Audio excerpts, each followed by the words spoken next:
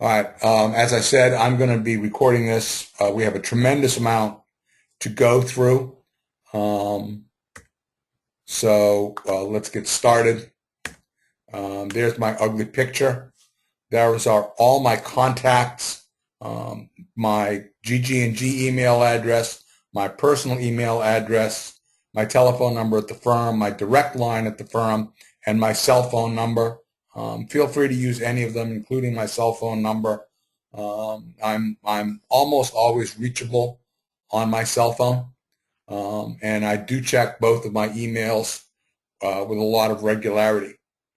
Those of you that know me know that it is my opinion that as the leader of this, I should try as much as I can not to be political in my comments. If you ask a question that is political, if it's overly political, I won't pay any attention to it. If it's just slightly political, especially if it's political and funny, I will read it so that everybody can understand it and so on. So let's go. The other thing that I've now added to all of my presentations is that please understand that I am still a tax nerd.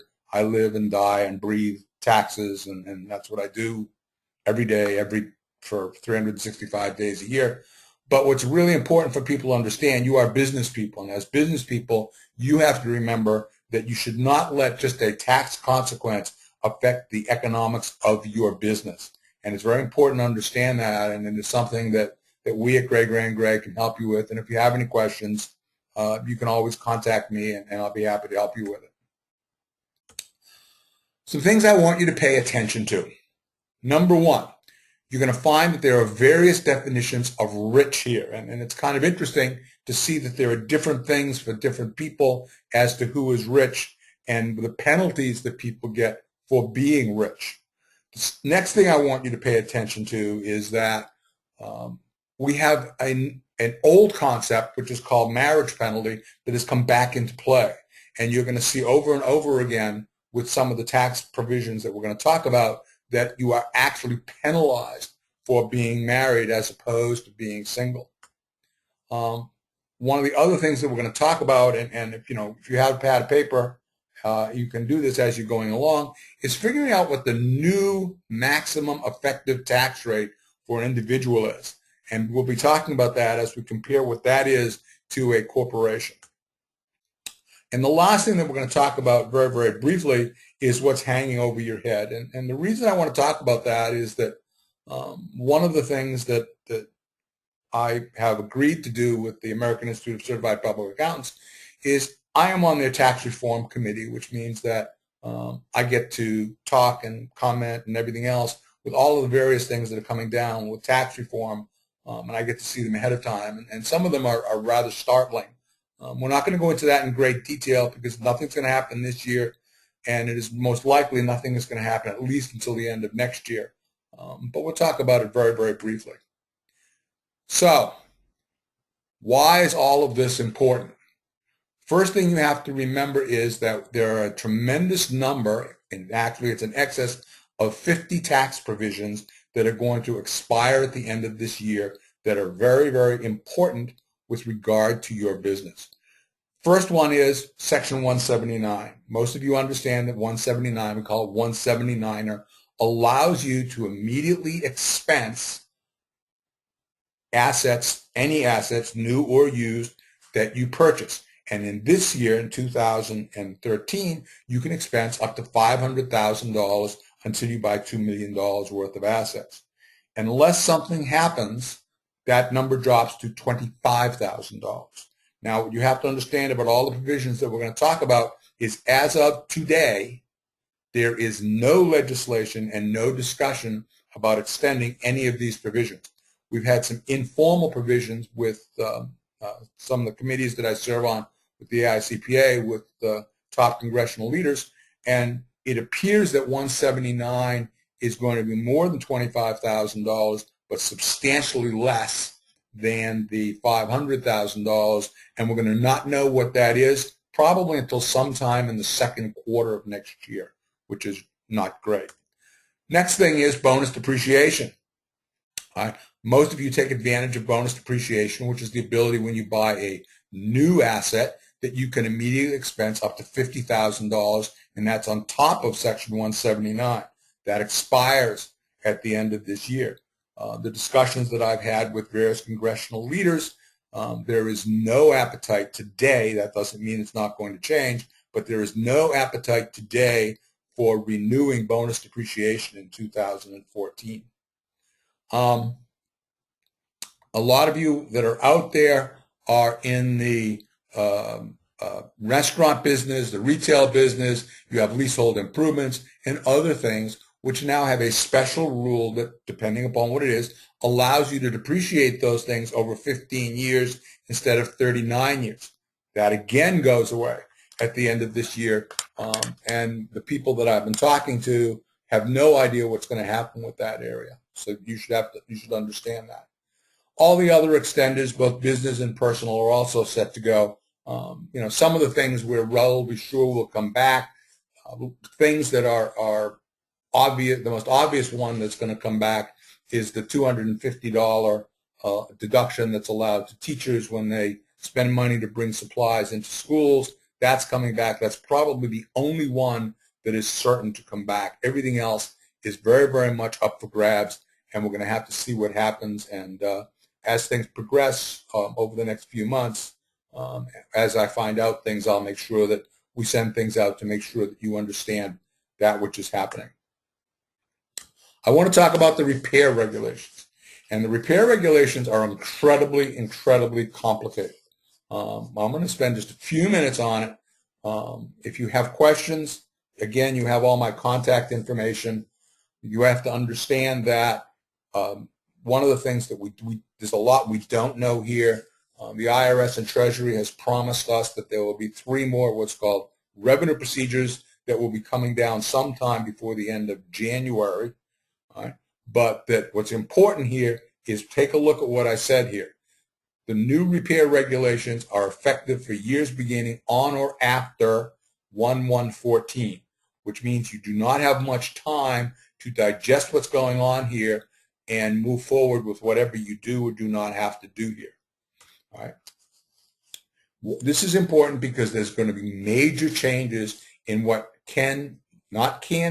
must be capitalized. All right. All new rules, all new things that you have to absorb. All right. And move forward. What is important here is this de minimis rule. Now, de minimis is a those of you, if there's any attorneys out there or anybody else that speaks Latin, de minimis means small, all right? But basically, what the de minimis rules do is de minimis provides a safe harbor.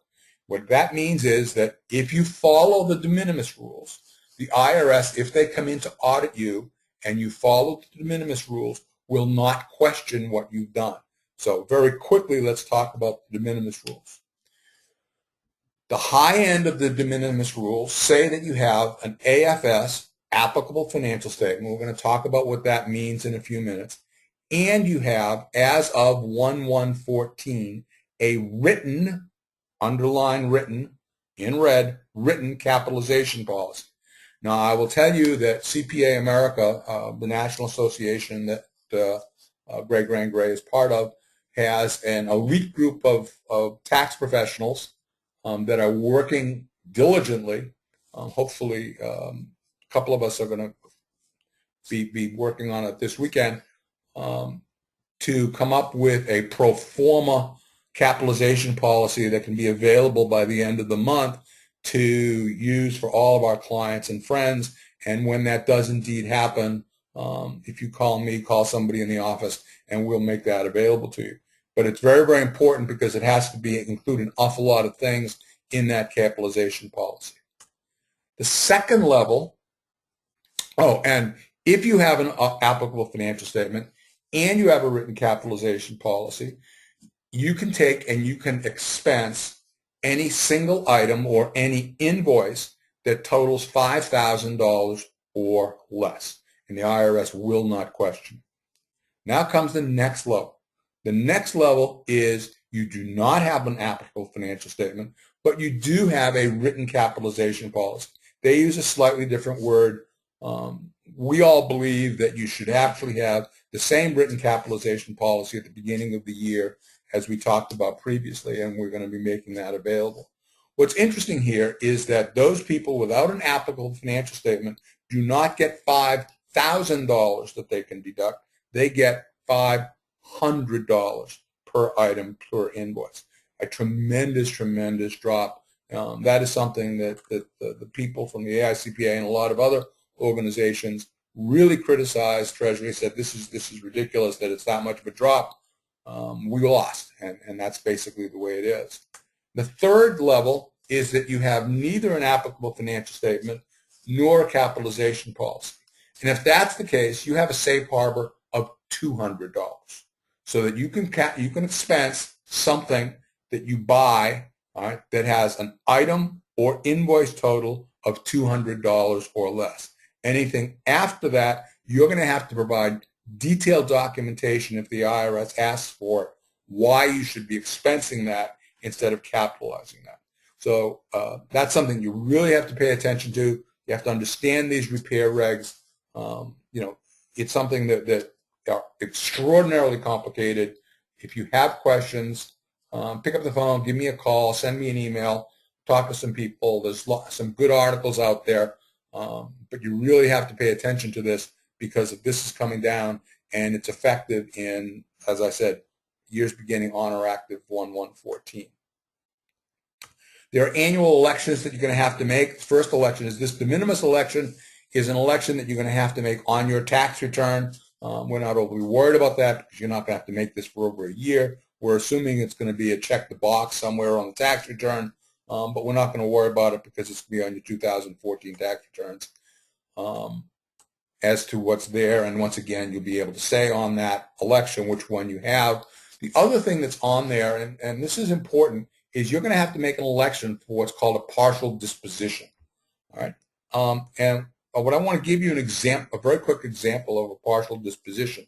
Let's suppose that you own a building, and there are a lot of people that are out there, a lot of businesses that are out there, and they have their operating business, and then in a separate entity, they have the real estate that they're on. And let's suppose that you have to replace your roof on the building. So that basically what happens is when you put the roof on, the roof is capitalized, and it's being depreciated over 39 years. You're 20 years in and you have to put a new roof on. Under the old rules, what would happen is that you would continue to depreciate the value of the roof for the next 19 years, and you would take the new roof and start capitalizing that all over again for another 39 years. What these rules allow you to do is allows you to go out and identify the original cost of your roof and take the amount of depreciation that would have happened from when it was installed and move forward. All right. There's a question here, just a minute. Did you define what qualifies as an or no, we're going to, because you're not going to be happy, and that's why I'm glad I'm sitting away from you people so you're not going to be pissed. All right? But now you're going to be able to expense what's left of the roof and move forward. All right. I'm going to talk about applicable financial statements towards the end of this. There's something else that's out there that allows for small businesses, Main Street, to immediately expense improvements, not new things they do, but improvements to their assets. And basically what this says is if you have an average, a 3-year average of $10 million in revenue, you can expense up to $10,000 or 2% of the unadjusted basis in your property as a small business exemption. Really doesn't help a lot. It's relatively small numbers, but we just want to make sure that everyone understands that it's in there. There's also an exemption for real estate, which is also very, very small. Accounting method changes, all kinds of other information still to come. We don't know what's coming. We know it's coming by the end of January. When it comes, we'll make you aware of it. Accounting method changes are something that is very cumbersome and very expensive to do, and it's something you're going to have to pay your accountants to do, unfortunately. What is an applicable financial statement? An applicable financial statement starts off with it must be an audit. A lot of us, including the AICPA, wrote to Treasury and the IRS, and said that we felt that a reviewed financial statement with complete gap footnotes should also be an applicable financial statement. They said no. They said the only thing that qualifies for an applicable financial statement is an audit that is used either to send to a governmental agency or is used for credit purposes sent to the bank. So all of a sudden what we now have is larger companies that have an audit are sitting here getting a $5,000 safe harbor.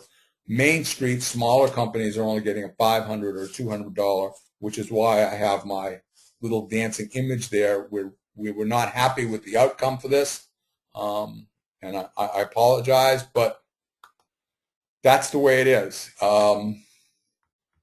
That's what an applicable financial statement is, and you know, we have no way. That's what we have to live with. The AICPA and several other organizations are continuing to fight to try and get to be a review also to be applicable, but it appears to be that something that we are not going to win.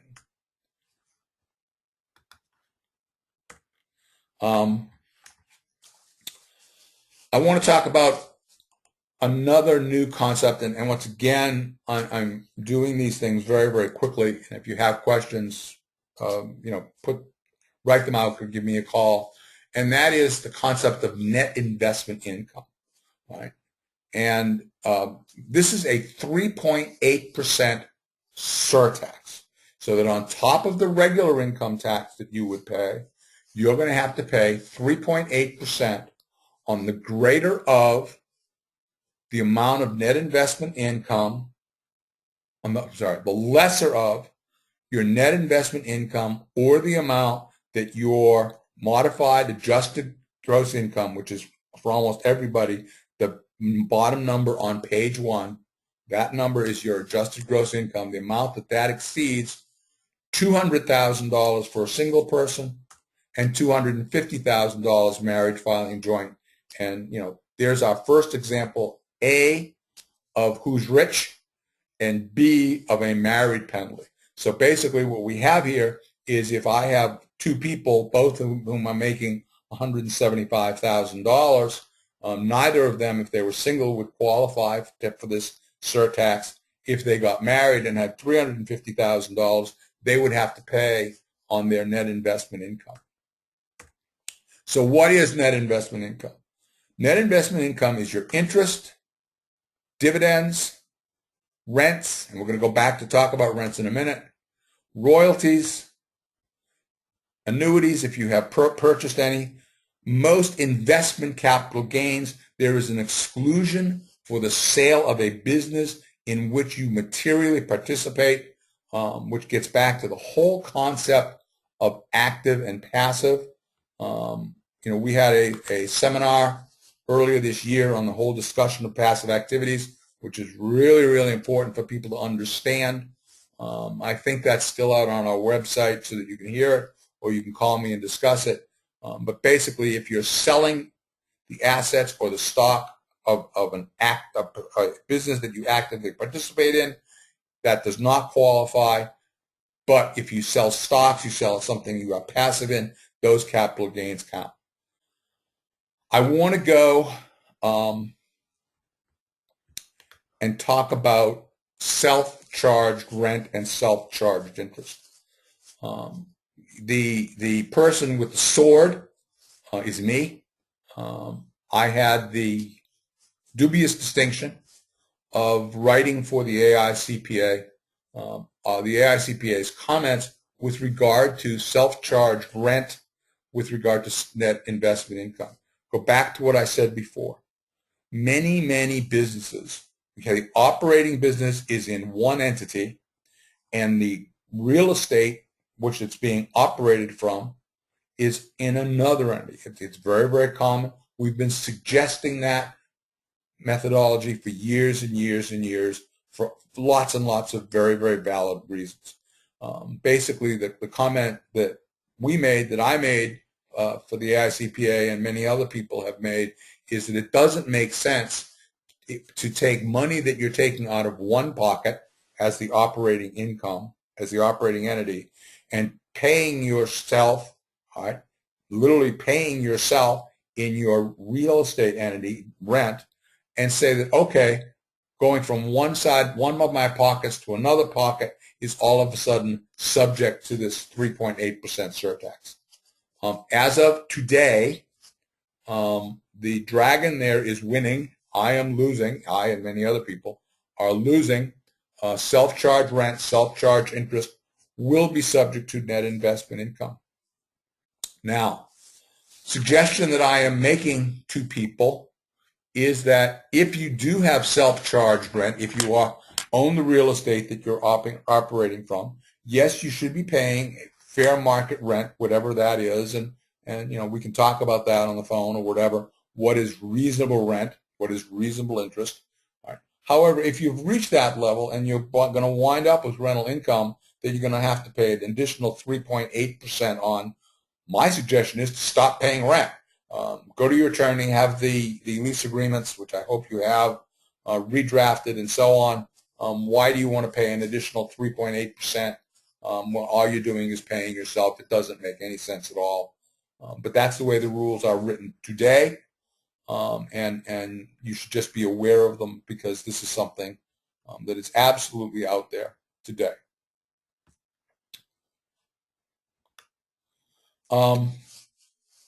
A lot of us have set up trusts for our children, grandchildren, and whatever. One of the things you have to remember is that, we talked about a relatively high level of income for individuals of $200,000, marriage filing joint of $250,000. Trust's a whole different animal because what happens is the net investment income starts here at the time for trusts when the new 39.6% tax rate starts, which is slightly under $12,000. So what we have to be doing as we approach year end, right, and right after year end, as we have to take a look at these trusts, take a look at the amount of income they have.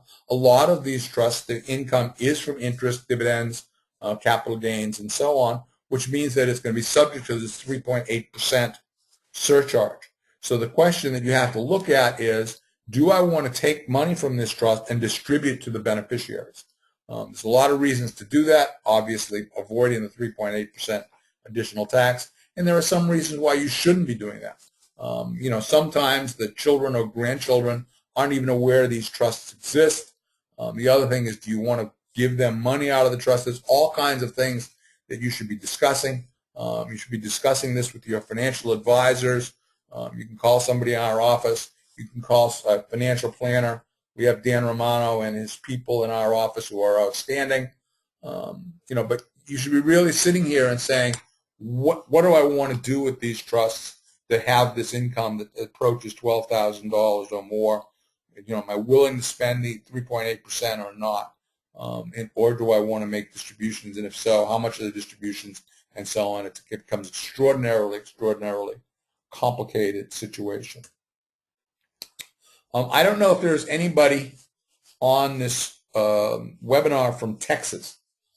If they are, I want to congratulate somebody from Texas, the president of the Texas Society of Certified Public Accountants.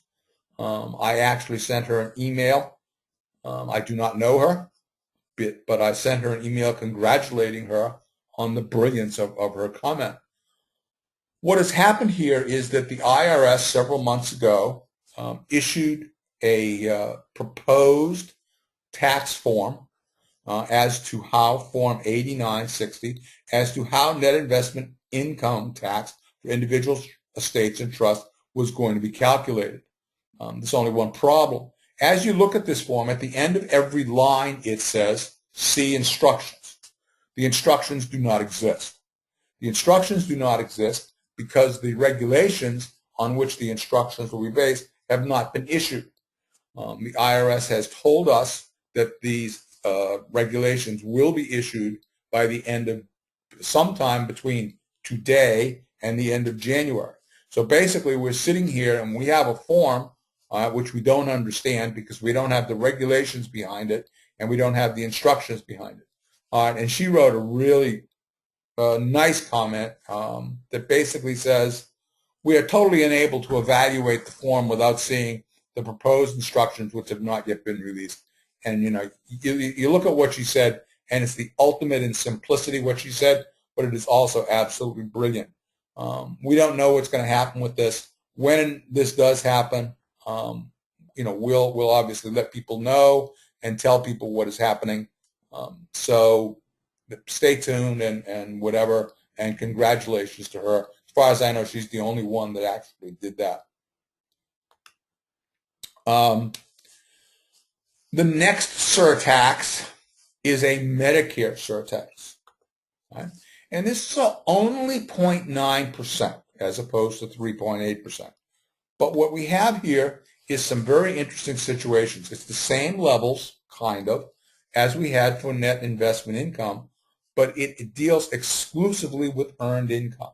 So what we have is if an individual has earned income in excess of $200,000, earned income meaning wages, salaries, self-employment income from work, anything like that. If they have that, anything in excess for an individual of $200,000, for marriage filing joint of $250,000, once again, we have a penalty for getting married. If that is the case, that earned income will be subject to a surtax of 0.9%. Now, there's a very interesting concept here. And the first concept that I want to talk about is that the law specifically says that for S corporations, if you're an S corporation, what happens here is that in an S corporation, a shareholder employee is only subject to the 0.9% on their wages. So that basically, if somebody has wages and an income distribution from an S corporation, the income distribution from the S corporation is not subject to the 0.9%. The wages are subject to the 0.9% if they exceed the amount.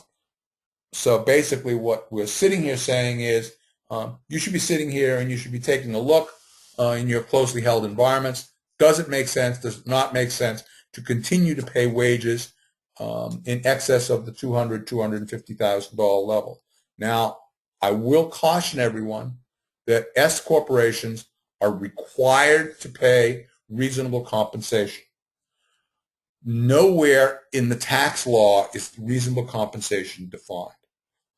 However, what we know is going to happen is the IRS, when they come into audit, is going to be sitting there and trying to determine whether or not there is reasonable compensation. And sometime 2, 3, 4, 5, 6 years from now, when we're going to start seeing audits, we're going to see a lot more as to whether or not employee shareholders of S corporations took reasonable compensations in S corporations that are highly profitable. But that is something you should be talking about with your tax advisors. Give me a call, give somebody in our office a call as to what may or may not qualify as reasonable compensation. I want to talk about LLCs. And basically, since 1999, Gray & Gray was one of the first accounting firms to do this, and it's something that's called bifurcate. And what bifurcate does, and those of you that are clients and clients of any other quality firm, basically what we've done in a limited liability company is in a limited liability company, you can have managing members and non-managing members. And the tax code is archaic in this area because the tax code doesn't really talk about limited liability companies. They talk about partnerships. And what the tax code says is that a limited partner in a limited partnership, their income is not subject to self-employment tax and therefore not subject to the 0.9. It may be subject, depending upon certain other things, it may be subject to the 3.8, but let's take an example. Let's suppose that what we've done is that we take a person that is active in the business and we make them a 1% managing member. We pay them a guaranteed payment, right, for their services, and we write right in the LLC operating agreement, and we have relatively standard language that we use for that. We put right in the operating agreement that they receive an annual guaranteed payment. So we have a 1% that is a general partnership, and then we have like a 49 or 50% that is a non-managing member. So the 1% that is there and the guaranteed payment are subject to the 0.9%. The 49%, if that's what it is not subject to the 0.9%, nor, because it is not considered passive, nor is it considered subject to the 3.8%. So what we're saying is that with proper structure, you can have in a limited liability company, you can have income which avoids both the 3.8% and the 0.9%. It is very, very important here that the operating agreement be properly drafted and properly carried through. And you know, if you have questions how to do that, talk to me, talk to somebody else in our tax department, and you know, we'll be happy to help you with that. And once again, this is the same levels as it was for the net investment income, $200,000 of earned income, not adjusted gross income, earned income, and $250,000 for married filing jointly. Now, what is also interesting here is that that means that if I have a couple and they each make $175,000, if they are single, they are not going to have to pay this 0.9%. If they get married and they have a total of $350,000, that $100,000 in excess of the $250,000 will be subject to the 0.9%. Now you're saying, okay, that's only $900.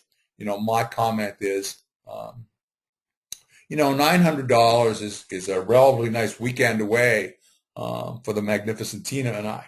So this is something that you should be talking about, especially for people that are in highly profitable businesses and so on. It is something that you have to be very, very aware of.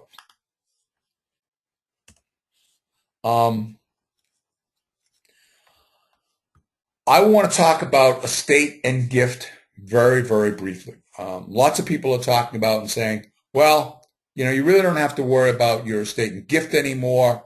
The federal exemption is $5 million indexed annually, so that basically this year you can have a federal estate of $5.25 million before it's taxed. There's portability, which makes that amount $10.5 million. We still have discounting. We still have grats. We still have intentionally defective grant or trust, et cetera, et cetera, et cetera, et cetera. You have to have an estate approximately something like, if it is done properly, $16 or $17 million before you're going to have any federal gift or estate tax. However, states are a whole different animal. I don't know what states are on here. I don't know who's listening. But, for example, the first thing you have to understand is that there are now 2 states, all right? It used to be 1. It is now 2. If there's anybody here from Connecticut, congratulations. You have a gift tax. If you're from Minnesota, congratulations. You just passed a gift tax. If you're from Massachusetts, the other thing you have to remember is your exemption, and there is no portability, is only $1 million. New York is the same thing.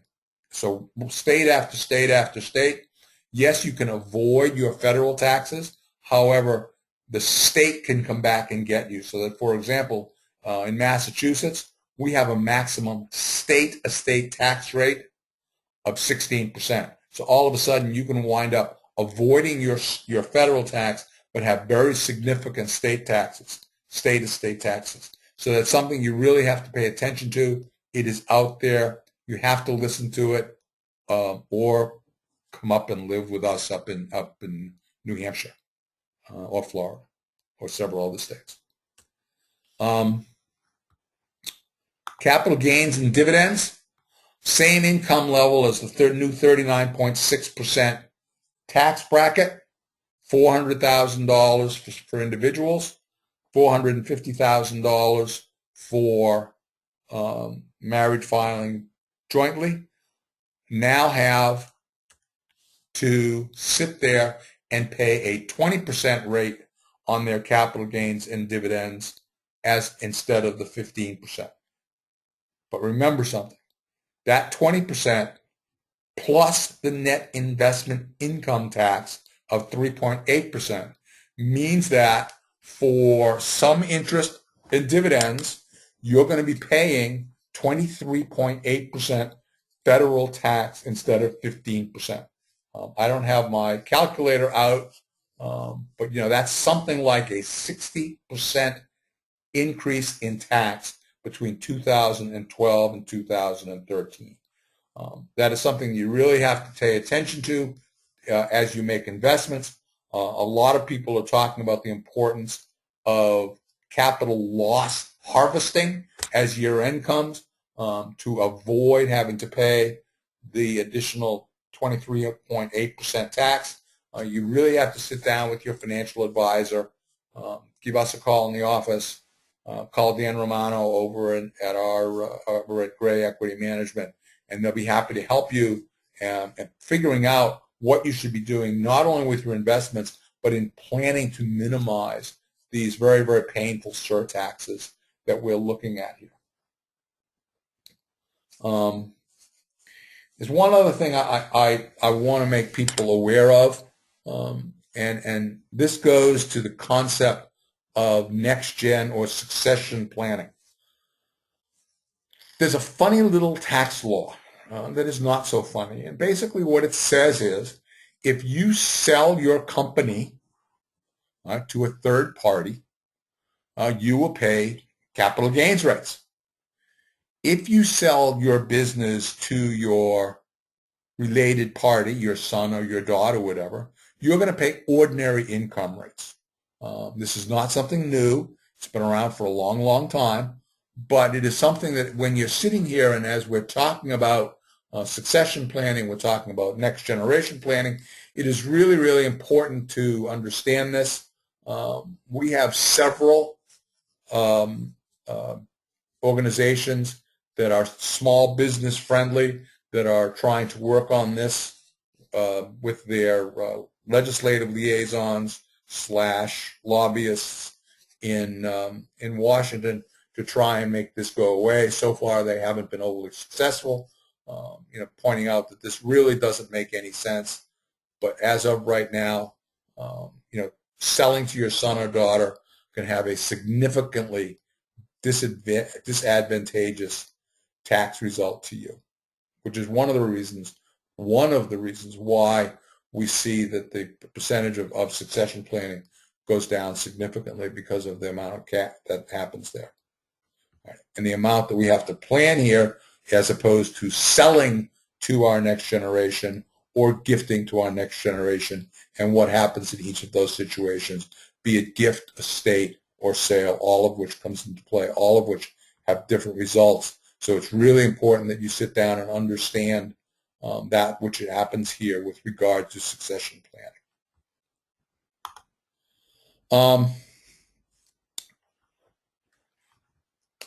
Long ago, about 3 years ago, we had something where basically a certain percentage of our itemized deductions. Excuse me, I was just taking a drink. A certain percentage of our itemized deductions were phased out. And that phase out of our itemized deductions went away. But now phasing out of itemized deductions has come back. Now you'll notice down here, my little graphic here is a bunch of bananas. Because what we used to talk about in order to minimize the possible effect of the phase out of itemized deductions is to bunch our itemized deductions so that different times we could minimize the amount that was going away. What I want to talk about here is that once again, we have another definition of rich. All right. In this case, our definition of rich is that married filing joint is $300,000 AGI, single is $250,000. So we have another definition of rich, and once again, an example of a marriage penalty.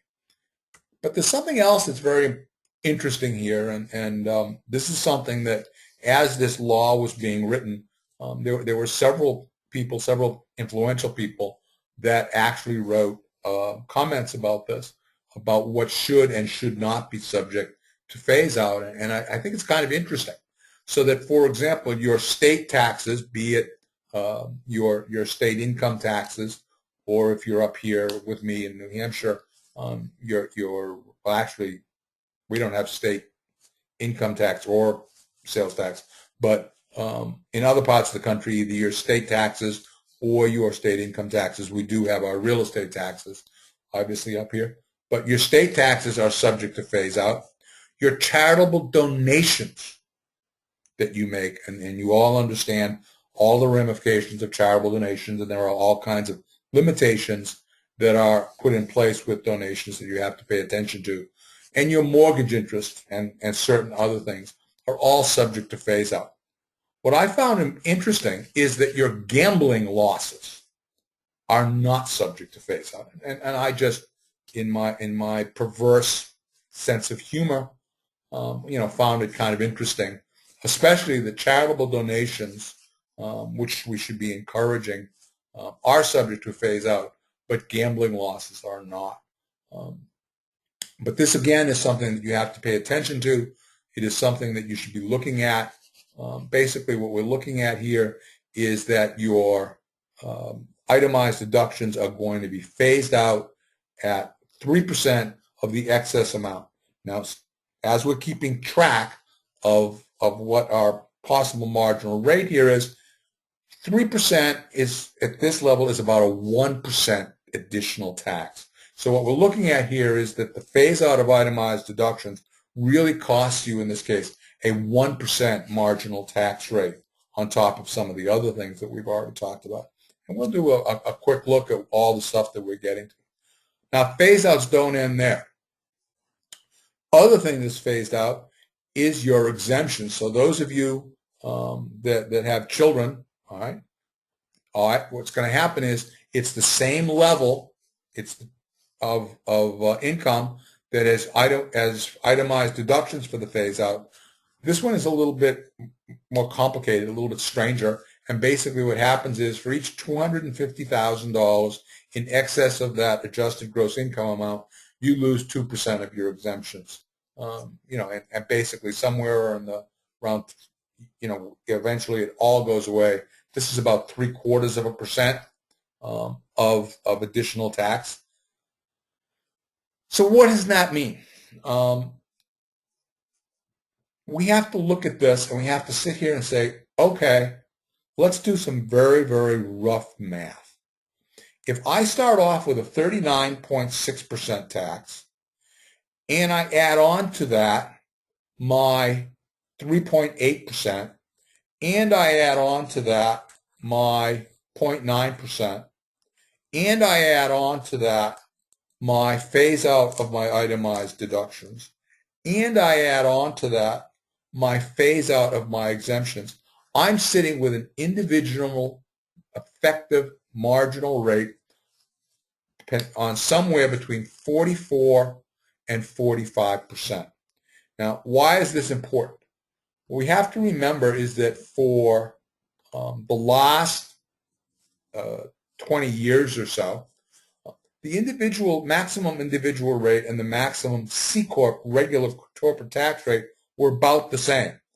Now, all of a sudden, what we have is we have a maximum effective individual rate that could be as much as 10% higher for an individual than it is for a C corporation.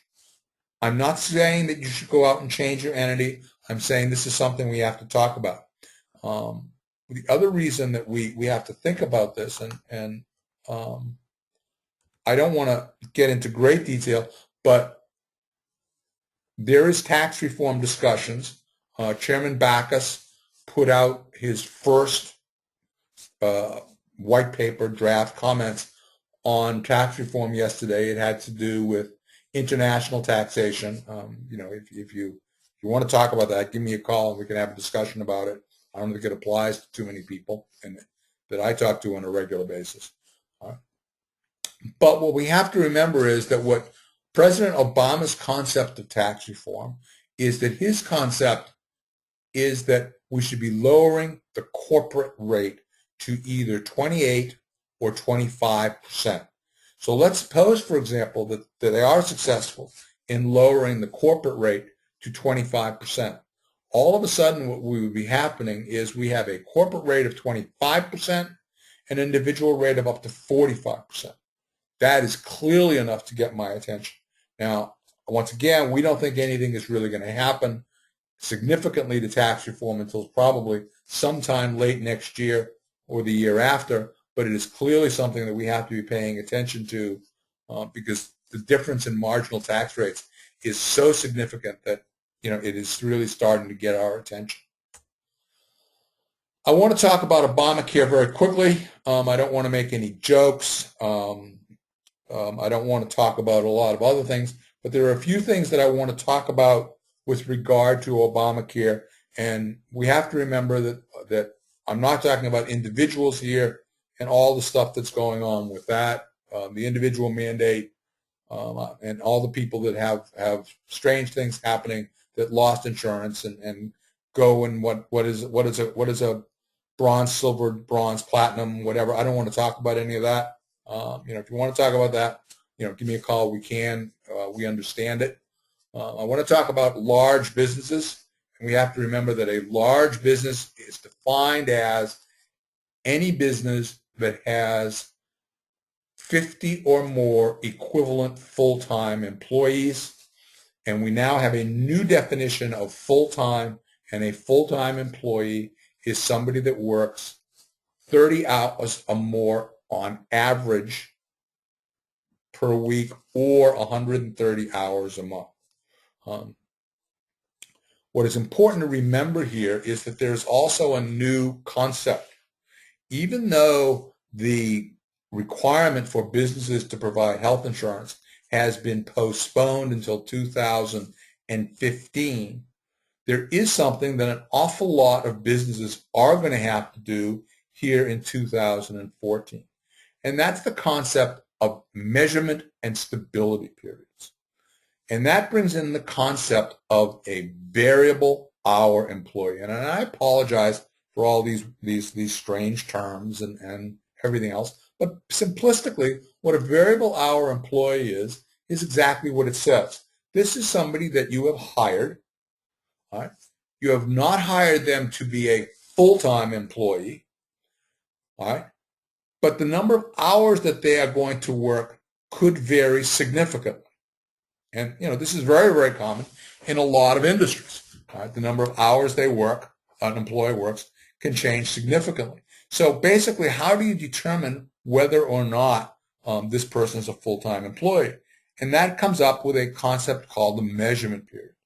All right? And the measurement period says that you're going to take a period of time, looking backward, during 2014, a period anywhere from 3 to 12 months, and you're going to measure each of these variable hour employees and determine whether or not they average 30 hours a week or 130 hours a month to determine whether or not they are full-time employees. If they are full-time employees based upon that measurement period, then during the stability period in 2015, they're going to be considered full-time employees even if their hours are reduced. Let me repeat that. If the person qualifies as a full-time employee during their measurement period, they will be considered to be full-time employees during the 2015 stability period. So obviously, determining what measurement period you should have is very, very important because the length of the time of the measurement period determines the length of the time of the stability period. Once again, I don't want to get overly into this. It's extremely complicated.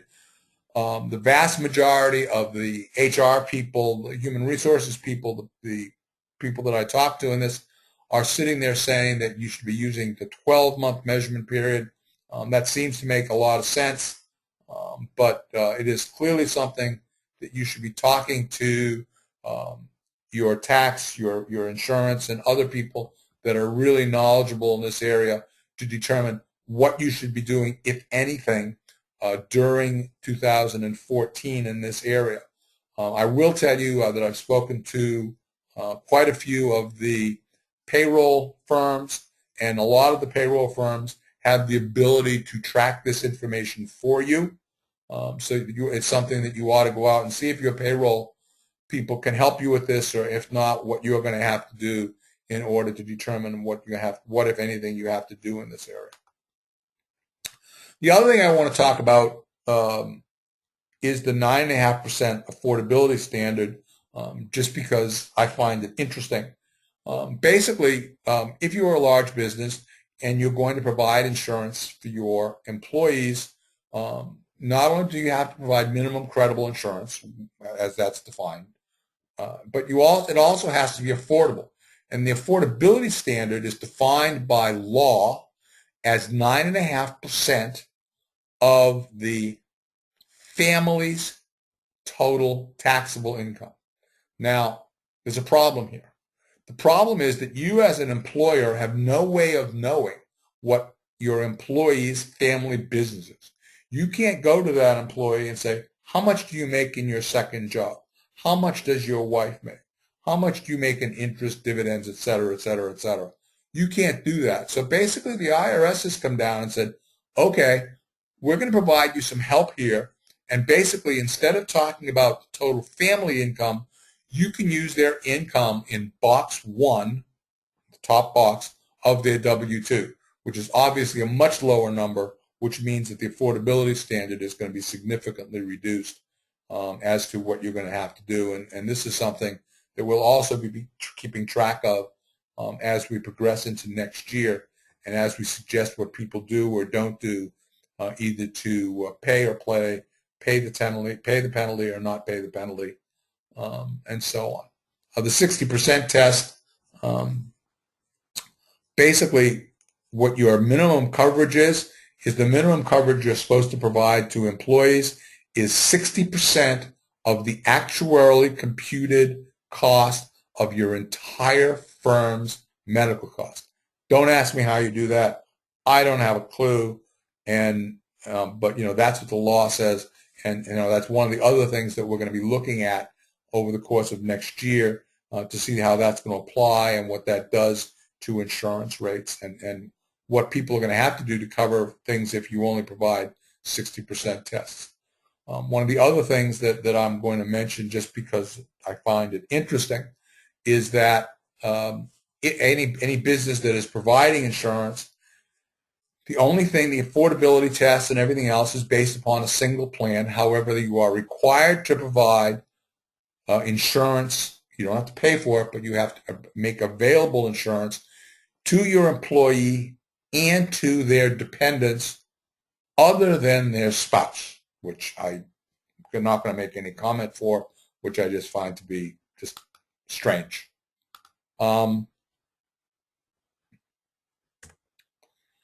Penalties are postponed. We know that. We'll talk a lot more about it during next year as to whether you should pay or pay, and how the penalties are calculated and so on, as that becomes important. I want to talk about worker classification. Worker classification is whether or not your worker is an employee or an independent contractor. This has been a relatively hot topic for years and years and years. What I want to talk about it is for a couple of reasons. First of all, the Department of Labor has asked for $10 million, which doesn't sound like a great deal of money, but they've asked for $10 million to give to the states to help the states go out and audit businesses to determine whether or not they are properly treating their workers as employees or independent contractors. I will tell you that there is an outstanding article that is coming out in the AICPA Tax Advisor in the December issue. It was written by an absolutely brilliant writer, me. We will make it available after it's been published. It is copyrighted, so we can't distribute it until after it's been published in the AICPA magazine. Once it's been published in the AICPA magazine, we'll have it available and either distribute it or put it on a website or whatever that talks about in detail who is an employee, who is and is not, for federal purposes, going to be considered an employee versus an independent contractor. Other thing that you have to remember is that one of the reasons the DOL and the IRS and the states and every other organization is going to be coming down very, very hard on this is you have to remember, if you are an independent contractor, then the business is not required, nor are they counted for the 50 employees in order to be determined whether for health insurance coverage. If they are an employee rather than an independent contractor, all of a sudden Obamacare, ACA kicks in, and it is something that you really have to pay attention to.